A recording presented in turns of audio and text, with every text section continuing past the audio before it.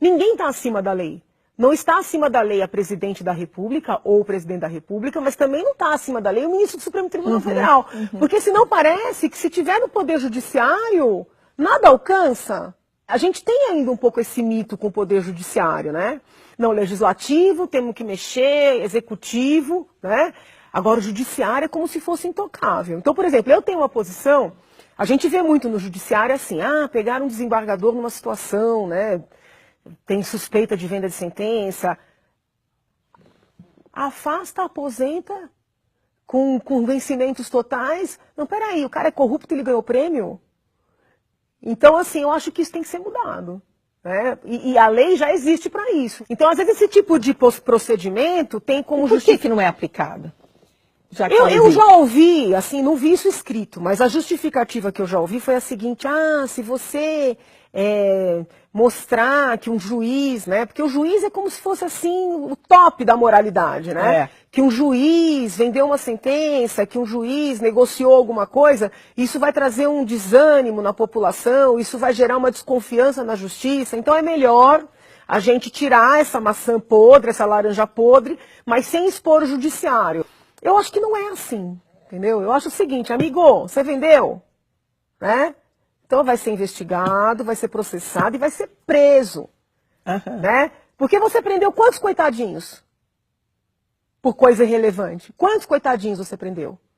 Independentemente de dever ou não, mas são pessoas sem instrução, são pessoas que não tiveram oportunidade, são pessoas muitas vezes em situação de carência. Você vai vender sentença? E vai receber aposentadoria integral como prêmio? É prisão. Porque o problema é o seguinte, nós temos leis muito boas nesse país. Inclusive as leis penais, as leis processuais penais, a Constituição Federal é maravilhosa, tem que aplicar. Tem que aplicar. Então, o que eu já vi de autoridade dizendo, olha, eu tenho que criar a lei tal, aí eu vou lá e pego a lei já existe. E mando o projeto para o legislativo e passa por comissões. Eu falo, não, é loucura. Ou eles estão brincando com a gente, ou eles não conhecem a legislação vigente. Precisa ter, na verdade, a maturidade cívica de que a lei vale para todos. Isso falta no Brasil. Então já aconteceu de eu ser convidada para um almoço ou para um jantar, onde tem um monte de autoridade, né? Promotor, juiz. Aí o pessoal entrega o carro para o valet lá, entra, todo mundo toma vinho. E sai com o carro. Aí eu fico olhando. Porque assim, eles oferecem a denúncia em face das pessoas que são pegas, às vezes, porque tomaram um cálice e tal. Eles condenam. E eles podem. Aí outro dia eu estava num evento desse, a pessoa, a senhora toma? Eu falei, não, porque eu vim dirigindo. Janaína, eu falei, você vai denunciar os outros? Eu falo, entendeu? Porque assim, as pessoas têm que compreender que a lei vale para elas também. Então assim, grandes eventos patrocinados por empresas que têm interesse no tribunal, não pode. Percebe que essa discussão toda que está posta, ela vai muito além da presidente Dilma, do PT. Claro, claro. O nosso problema maior é as pessoas no país entenderem que as leis valem para alguns e não valem para outros. Isso está muito internalizado. Eu discuto muito isso na faculdade. Vou te dar um exemplo. Se você, alguém na sua família está com a carteira de motorista estourando, aí liga para você e fala, olha, posso passar uma multa para o teu nome? Isso é crime, falsidade biológica. Tá cheio de gente em São Paulo sendo processado por isso, cheio de gente. Aí eu tô dando aula na pós-graduação e um assina pelo outro. Falei, peraí. Que é a presença? Na pós-graduação da Faculdade de Direito da USP, onde tem um monte de promotor e de juiz que está processando e condenando os outros. Aí eu já aviso, eu falei, amiguinho, eu vou abrir sindicância. Não quero saber de crime aqui dentro. O que eles falam? Eles tomam um choque. Eles acham que você é muito preciosista, muito... Não, coitados, eles até respeitam, mas eles tomam um choque. Porque nunca ninguém olhou na cara deles e falou, a lei também é para vocês. Então, assim, teoricamente, aquelas pessoas que estão lutando por igualdade, elas não se colocam numa situação de iguais. Isso é uma coisa que está na nossa cultura. E outros povos não são assim. Você conversa com pessoas de outros países, elas têm internalizado de que qual é a regra, né? Qual é a regra? E se elas não concordam com a regra, como já aconteceu situações de eu não concordar com determinadas regras, eu aciono. Você não é obrigado a ser um cordeirinho. Então você aciona, você faz questiona. Você questiona. Agora, Vale para ele, não vale para mim? Vale para você e não vale para mim? Por quê? O que eu tenho de melhor? Então eu acho que chegou o momento da gente rever essa cultura tão internalizada que é ruim para todo mundo. No final todo mundo perde. Existe, na sua opinião, algo que deveria passar por uma reforma do judiciário? Eu acho que é mais o ser humano do que as normas. É de mesmo? verdade, eu acho. Muito mais uma questão da gente começar a discutir valores. Né? Então, por exemplo, se você tenta fazer essa discussão dentro da universidade, você é muito mal visto. Porque te chamam de moralista. Entendeu? Essa conversa que eu estou tendo com você, que eu não consigo ver nada de religioso nessa conversa, eles colocam como um discurso religioso. Então, quando eu começo a conversar com as pessoas e falar assim, olha, você acha isso certo? Isso é certo? Ah, Janaína, não vamos falar de certo e errado, porque isso aí é discurso religioso. Onde?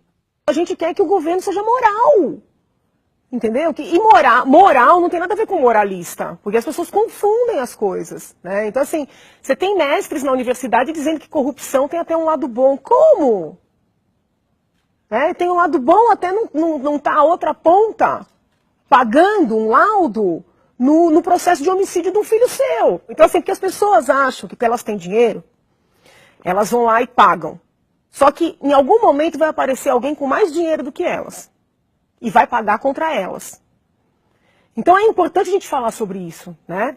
Quando você luta contra a corrupção, essa é a maior luta por igualdade que existe. Mas a gente espera uma reforma política, e essa reforma política tem que ser feita pelos políticos. Os políticos que estão aí, eles estão se beneficiando desse estado de coisas. Por isso, eu não acredito nessa reforma política legislativa. Eu acredito que eles têm que começar a ser presos.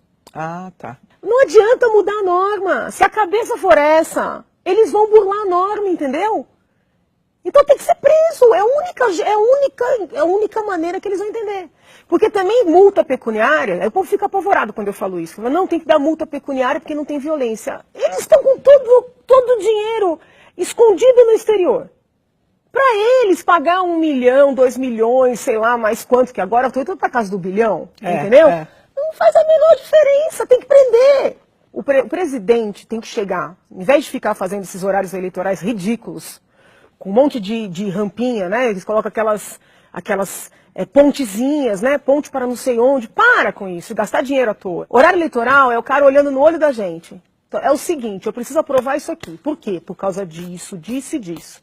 Eu fui lá no Congresso, o deputado A, B e C. Esse me pediu dinheiro, esse me pediu para empregar parente, esse me pediu. O que vocês vão fazer com isso? Mas ele tem que estar muito ficha limpa para chegar e fazer então, isso. Mas é isso que a gente tem que começar a fazer. Não tem saída. Aí eles vão ter medo. Para acabar essa porque relação. Porque não dá para ficar na mão, entendeu? Não dá, porque senão começa a construir esses acordos e a pessoa vai se enredando de uma maneira que ela não tem mais como fugir, que eu acho que foi o que aconteceu com a presidente Dilma. Mas você não acha que tem muita coisa na mão do Estado? Por isso que o Estado acaba... Ah, sim, não, enxugamento é necessário, acaba negociando não, isso enxugar, privatizar algumas empresas, essa coisa de tanta gente amiga, né, encabidada, o próprio presidente em exercício está mostrando. No próprio Ministério da Cultura, tem essa discussão se vai ter ministério ou não, o que interessa é o seguinte, estava cheio de gente ali que nunca trabalhou, só por ser amigo, acabou, tem que acabar com essa história de amigo. Qual é a sua competência? Você trabalha? Você comparece aqui todo dia, fica, você faz o seu trabalho, entendeu? Não, é porque eu sou amigo, porque eu estou indo... Acabou! Ah, você é artista, vai fazer um show, você vai vender seus ingressos, nós não vamos dar dinheiro do imposto para você ganhar milhões, amiguinho, não dá. Entendeu? Mas para fazer valer tudo que você está dizendo, como que isso é possível, Janaína? Vai ter que ter gente corajosa. Você acha que a gente tem? Ou você acha que essas pessoas Eu acho que a gente tem que formar e tem que dar o exemplo. Então, por exemplo, de certa forma, o exemplo do Moro refletiu em mim. Quanto tempo que eu estou engasgada, sabe? Querendo fazer alguma coisa sem entender qual é o meu papel. Né? E de repente eu vejo um juiz jovem, que ele acho que é 1 ano, talvez 1 ano a mais, 1 ano a menos, um juiz, né, jovem, enfrentando todo mundo, entendeu? Os empresários mais poderosos do país, políticos poderosos, um procurador da República mais jovem ainda, delegados da Polícia Federal mais jovens ainda, né? E eu olhando aquilo, eu falei assim, bom, e eu vou ajudar como? E eu indo às manifestações... E o povo triste, só ouvia a gente assim, não venho mais, porque a gente vem e não acontece nada, a gente vem e isso não vai dar em nada. Aí eu ficava assim, eu ia visitar as pessoas e subi no caminhão e falei, não, tem elementos para o impeachment. Eu ficava assim, alguém tem que pedir esse impeachment. Alguém tem que fazer alguma coisa. Aí no dia 16 de agosto, que foi a manifestação que antecedeu a gente ter feito o pedido, eu voltei para casa tão arrasada, porque eu falava assim, nossa, eu subi naquele caminhão, eu expliquei todos os elementos que tem, e eu não vejo ninguém com vontade. Eu liguei para um monte de gente, presidente de associações, eu falei, olha, tem elementos, vamos sentar, vamos conversar. As pessoas riam, alguns praticamente desligaram o telefone na minha cara. Aí me apresentaram o doutor Hélio. Quando me apresentaram o doutor Hélio, ele topou, aí eu falei, e agora, né? Nossa, agora tudo que eu queria pode acontecer. Então, assim, o exemplo do Moro refletiu em mim. Da mesma maneira que o meu exemplo, eu já sinto que vem refletindo em outras pessoas. De que maneira? Como é que você percebe promotores isso? que têm medo, muitas vezes, de mexer com gente que está acima. Eu já encontrei, ou já mandaram e-mail dizendo, não, doutor, olha, eu estou mexendo aqui, eu também vou encarar, entendeu? Juízes que muitas vezes têm medo. Porque as pessoas têm medo de mexer com quem tem poder. Entendeu? São vários medos, né? É medo de ser morto, medo de alguém da família ser perseguido, medo de não ser promovido, medo de ser removido para um lugar que ninguém quer, entendeu? Medo de cara feia, as pessoas têm muito medo de cara feia. Eu percebi isso só agora. Sabe? As pessoas têm um medo, assim, de serem maltratadas, de serem hostilizadas. Não tem jeito, vai ter que encarar. O que você acha que é como o próximo passo, assim? O que está mudando na nossa história do Brasil? Qual é o curso que a gente...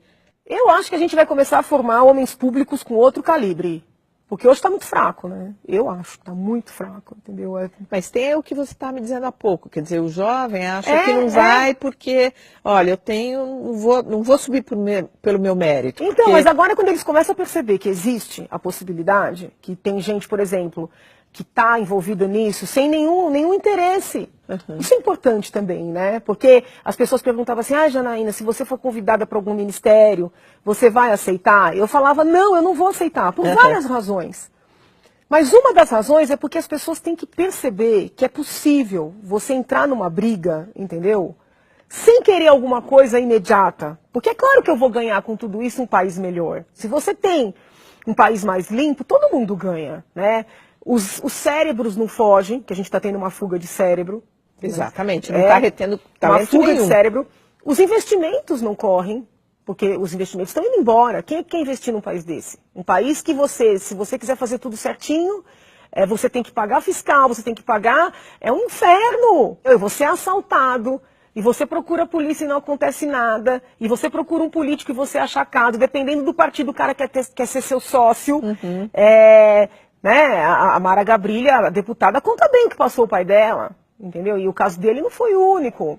Então, assim, fuga de cérebros, fuga de investimento, esforço sem recompensa. Não estou falando de dinheiro, estou falando de recompensa no sentido, olha, teu trabalho é importante, você vê que você consegue fazer as coisas. Pessoas assustadas, né? Menos pra encorajadas. Quem está na área repressiva, é muito desgastante só conseguir pegar peixe pequeno. Entendi. Quem é policial e é sério, quer trabalhar, só consegue prender peixe pequeno. Quando chega perto de gente poderosa, a coisa para, recebe um telefonema, recebe... Então, assim, você está num país correto, como é que eu posso dizer? É um círculo virtuoso, né? A gente estava num círculo vicioso, ninguém mais acreditava que valia a pena nada. E, de repente, a gente está invertendo essa roda. Então, assim, a minha esperança é que isso continue. Quer dizer, esse desfile de pessoas poderosas que a gente viu indo para ser preso em Curitiba, enfim, é estimulante, é animador, eu como acho mudança muito positivo, Roma. Claro, desde que haja elementos, não quero que ninguém seja preso indevidamente, só para dar exemplo.